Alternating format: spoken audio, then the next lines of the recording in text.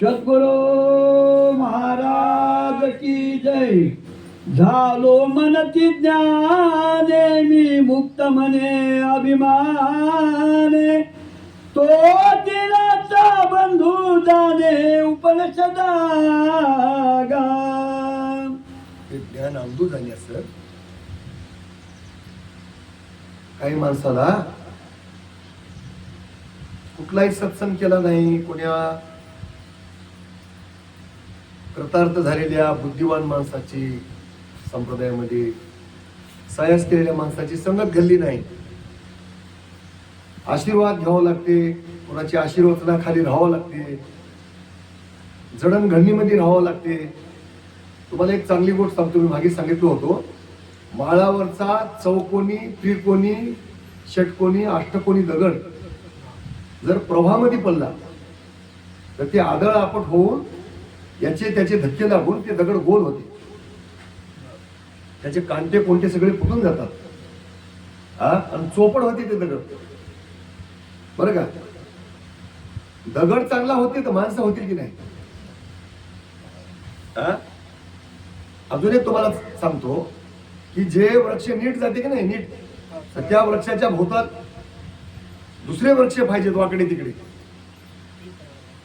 मग त्या वृक्षाच्या दाटीमध्ये राहिलेला वृक्ष काय करते, इकडेही त्याला हलायना, इकडेही त्याला हलायना, मग त्याला नीट जाते.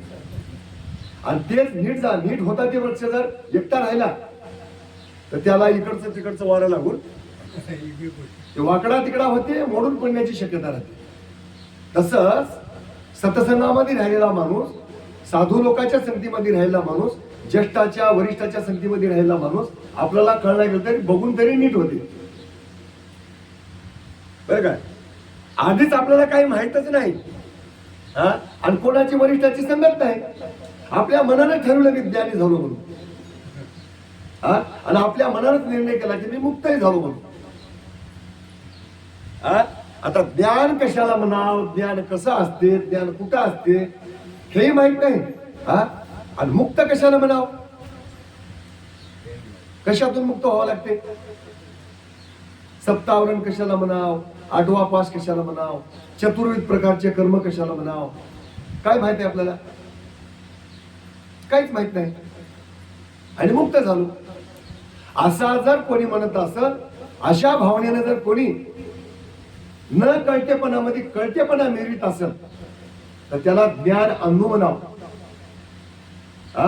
ज्ञानाच्या क्षेत्रातला आंधळा म्हणाव त्याला. एका ठिकाणी मोठ्या माणसानं व्यक्त केलेला विचार आहे भाऊरावजी, आंधळा पाऊलीच वळकावे, उगे का त्याशी हिणवावे. आंधळा चालतानाच ओळख येते की त्याला सरळ पाय टाकता येणार, इकडं इकडं इकडे इकडे कानोडे पाय टाकते. तसा परमार्थाच्या क्षेत्रातला माणूस त्याच्या चलनुकीवरच ओळख येते, त्याची भाषा, त्याची दृष्टी, त्याचा विचार, त्याची बैठक. गडबड करू लागला त्याला नीटनेटकं कोणतंही वापरता येणार गेलं की काय म्हणावं त्याला, सामाजिक क्षेत्रातला, परमार्थाच्या क्षेत्रातला त्याला आंधळा म्हणावं. त्याच्या वर्तणुकीवरच ओळख येते. आणि असे लोक स्वतःला जर मी ज्ञानी हवा असं म्हणत असतील, आपण कधी कोणावर जाणीवपूर्वक कोणाच्या वेंगावर बोट ठेवून कधी बोलत नाही. वर्मस्पर्शी म्हणजे दुसऱ्याला टार्गेट करून बोलणं, काही गरज नाही आपल्याला.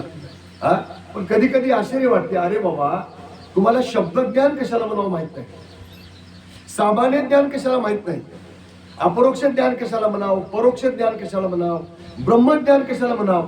भाऊरावजी काही लोक परज्ञानाशिवाय भाषात नाही आता. परज्ञान परज्ञान परज्ञान कशाला म्हणावं, परज्ञान परज्ञान राहते तरी कसलं.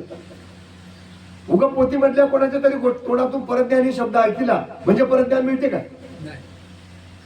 शब्दज्ञान तरी कशाला म्हणावं माहित आहे का. शब्द कोणापासून निर्माण झाला, शब्दाचा उद्भव कुठून झाला, ते शब्द कसा वापराव, कुठं वापराव, कोणता शब्द कुठं वापराव, कुठं बोलाव, कुठं तोंडावर बोट ठेवून गप्प बसाव, कुठं बसाव, कुठून उठून जावाव, काय माहित आहे का आपल्याला. डायरेक्ट परज्ञान. परज्ञान हे गोष्टी बोलायच्या नव्हत्या, बोलल्यानं परज्ञानी होत नाही माणूस. हा, परज्ञान म्हणजे पाचव्या सृष्टीचं ज्ञान. परज्ञान म्हणजे त्या देशातलं ज्ञान. हा, मग त्या देशातला आचार काय, विचार काय, कशाला म्हणावं शैवपद, कशाला म्हणावं अमृतान्नो पद, कशाला म्हणावं सप्तकोटी अमृताचा सागर, कशाला म्हणावं शुद्ध लक्षण पद, कशाला म्हणावं ब्रह्मानंद पद, कशाला म्हणावं आनंद भूमिका, कशाला म्हणावं पूर्ण पद, कशाला म्हणावं ज्ञान पद. काही माहित आहे आपल्याला? काहीच माहित नाही.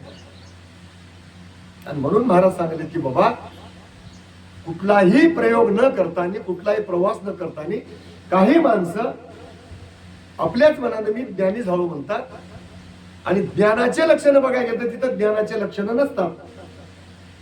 मी आता तुम्हाला सोपं करून सांगतो. ज्ञानाचा माणूस, ज्ञान झालेला माणूस हा उचित कार्य करते. म्हणजे एकाच शब्दामध्ये सगळं कळालं, उघडं उघडं सगळं आपल्याला बोलता येतं. हा, उचित कार्य करते, अनुचित कार्य होऊ देत नाही त्याला. हा, परमोच्च कार्य करते, उच्च प्रकारचं त्याचं कार्य असते. सगळे खालचे कार्य करायचे. हा, वंद्य कार्य एकही करायचं नाही. सगळे कार्य निंद्य कार्य करायचे आणि स्वतःला ज्ञानी समजायचं. महाराज म्हणाले, असं कोणी ज्ञानी म्हणत असेल तर त्याला ज्ञानाच्या क्षेत्रातला आंधळा म्हणाव, त्याला ज्ञानी म्हणू नये. चला. लोहाची बेडी तोडी आवडीने सोन्याची घडवी, तरी बाधा ते रोकडी जैसी तैसी. महाराज इथं उदाहरण देऊन सांगायले, भाऊरावजी उदाहरण देऊन सांगायले की बाबा, काही संसारामध्ये काम करणारी माणसं, काही सप्तवेशन करणारी माणसं, काही अनुचित कार्य करणारी माणसं, हा, त्याला दिवस कळणार, रात्र कळणार, तिथी कळणार, वार कळणार, नक्षत्र कळणार, अमुषा कळणार, पौर्णिमा कळणार, वडील धाडील कळणार, साधू संत कळणार. कुठेही काही करायचं त्याला काय म्हणावं? लोखंडाच्या बेडीनं बांधलेला माणूस म्हणून म्हणावं. ठीक आहे, बरोबर आहे. आता लोखंडाची कालला म्हणा आणि आवडीनं घेतला म्हणा सोन्याची. काय घेतला? बेडीच. हा, आता सोन्याची बेडी सांगतो तुम्हाला.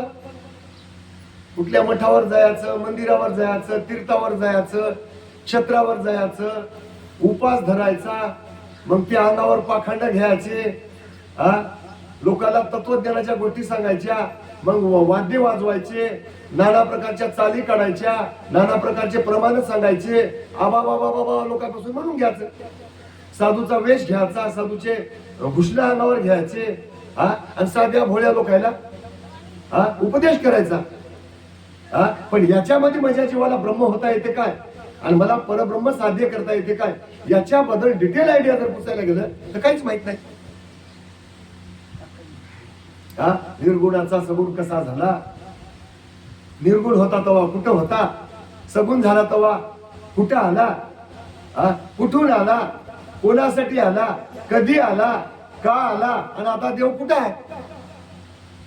डिटेल जर एखाद्या माणसानं पुसलं, हा बाबा देव कुठं आहे, काही माहित नाही. देव कधी आला, काही माहित नाही. निर्गुणाचा सगुण कसा झाला, काही माहित नाही. कोणासाठी आला, काही माहित नाही. आणि कोणाला कुठून कुठे घेऊन जायसाठी आला, काही माहित नाही. बरं मीच कुठून आला हे माहित नाही. आता कुठे आहो हे माहित नाही. इथं काय करायला पाहिजे हे माहित नाही. आणि आता मी काय करणार तेही माहित नाही. कसला ज्ञानी असेल ते. सार विचारामध्ये यदुराजाला महाराज सांगले, होतास कुठे, आलास कुठून, कोणत्या ठिकाणी, जाणे आहे कोण्या ठाया लागोनी, हे जयास न कळे निशानी, तो नर मूर्खाहून अति मूर्ख म्हणजे. आता मूर्ख कोणाला म्हणाव, तेवढा ऐका पुढची वय घेऊ. मूर्ख शब्द वाईट नाही, फार अवघड नाही. ज्याला मुळातलं खरं कळणार, ज्याला आपली वतनदारी कळणार, हा, त्याला मूर्ख म्हणावं. आपली जागा इथून गेला, हा, आणि दुसऱ्याच्या जागेमध्ये येऊन बसलाय, दैवताच्या मेळ्यामध्ये येऊन बसलाय, अनंत कल्पापासून येऊन बसलाय, आणि याला काय म्हणालाय, जिथं मरावं लागते, जन्मावं लागते, नरकवास भोगावं लागते, नाना प्रकारच्या यातना भोगावं लागतात, नाना प्रकारचं दुःख भोगावं लागते, त्याला खरं होय म्हणालाय. आणि अमोल सुखाचा ठाव मात्र अमोल सुख त्या ठाई प्रभूच्या काय सांगू? काय सांगू मौजा, ही जागा मात्र भुलून गेलाय, विसरून गेलाय. हा त्याला ज्ञानी म्हणून आहे. पण ते काय होय, असे भोळ्या भाबड्या लोकांच्या पुढी हा वेदांताचे अध्यात्म ज्ञानाचे म्हणजे आवराचे म्हणजे प्रवृत्तीचे कार्य सांगणारा काय होय, सोन्याच्या बेडीनं बांधलेला. कोण्या बेडीनं भावराजी? सोन्याच्या बेडीनं. हा महाराज म्हणाले बाबा लोखंडाच्या बेडीनं मरतूस आणि सोन्याच्या बेडीनं वाचतोस काय? दोन्ही बेड्या तुझ्या जीवाला घातक खाता. मग या दोन्ही बेडीमध्ये राहणारा प्राणी कोण होय, तर ते आंधळाच होय, ते अज्ञानच होय. त्याला ज्ञानी म्हणून आहे. कोणाला सांगाले? आपल्या सतशिष्याला नरोत्तम भारतीला देवराज प्रभू सांगाले, असे लक्षण जिथं दिसतील हा त्या लोकांना अज्ञान समज. अशा लोकांच्या संघामध्ये अशा लोकांच्या प्रवासामध्ये तू राहू नको. चला खैऱ्याचा सूड मारी